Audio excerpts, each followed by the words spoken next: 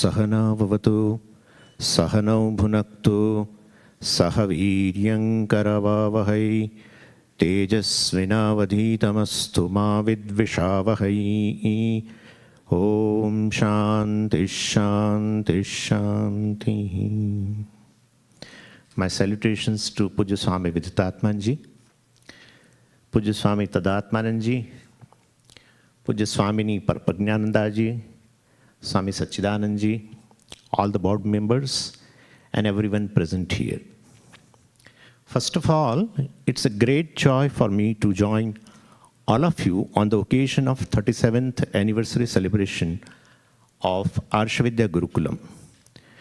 Pujya Swamiji has emphasized Gurukulam tradition of learning. In the Vedic tradition of teaching, there is a method of teaching. There is a method of communication by which the knowledge of the self is given by the teacher to the student. Veda says you are whole, you are Ananda, you are fullness. We have an instinctive attachment to the life, to the existence, to the happiness, to the peace, etc. Veda says that is exactly what you are. So self-knowledge is a prime thing in our life. In this context, I would like to share with you that there are three types of knowledges pertaining to oneself.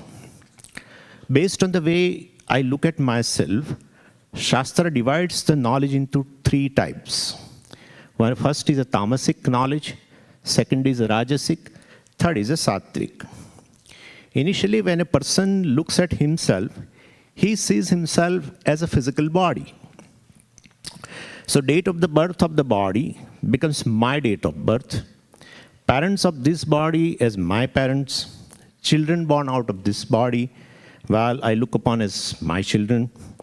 Body grows old, I say I am old. Body will die, I consider that that is going to be the end of myself. So this typical perspective is called Dehatma Buddhi. And this notion is further reinforced by scientists also. Scientists look upon the individual only as a body. They say there is nothing other than the physical body which survives the death of the body. So if you ask him what is mind, he will say, well, mind is nothing but the brain with his neuronal connections. So I am a mortal individual, mortal jiva.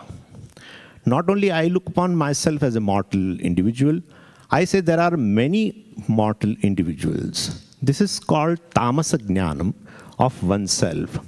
What we consider most rational, brilliant scientific knowledge, well, has a basis that I am the physical body. And therefore, Shastra calls it as a tamasa jnanam, delusion. So with the jnanam of oneself, with this jnanam of oneself, only two purusharthas are possible for the human being, the securities and the pleasures, artha and kama. If a person having entertained such a notion, well, because of punyam, may get a doubt whether I am the body only or I am something more than the body. Whether this is the only birth for me or do I have a future birth? Did I have a past birth or not? This doubt begins to come. This doubt begins to come, and even as I read in the newspaper, I find that some people remember their past births and talks about it. There are cases of prodigies also. So normally we do not remember the past birth. Why past birth? I do not even remember that what I have eaten before 3 days in a dinner.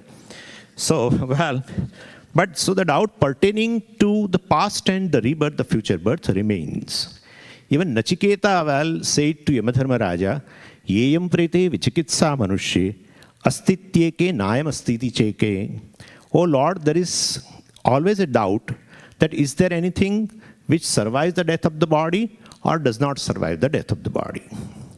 So, well, how do you explain this phenomena of this past birth and rebirth? When I inquire into the Shastram, the earlier portion of the Veda tells that I am not the body, but I am someone different from the body.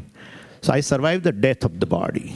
So from the physical body, I go on to identify with my subtle body, the mind principle. Now my knowledge about myself has changed. I look upon myself as a jiva, different from the body. I have taken millions of past births, and in a normal course, I will take millions of future births. The physical body is not me, but it is a temporary house. And these parents are not my eternal parents. These are the parents only with respect to this particular body. So I have evolved myself to know that I am resident of the body. I am the mind, I am the karta bhokta, I am the doer, experiencer, etc. Even after the body falls, well, I believe that the individual I survives. And not only survives, that I, the jiva, travels also.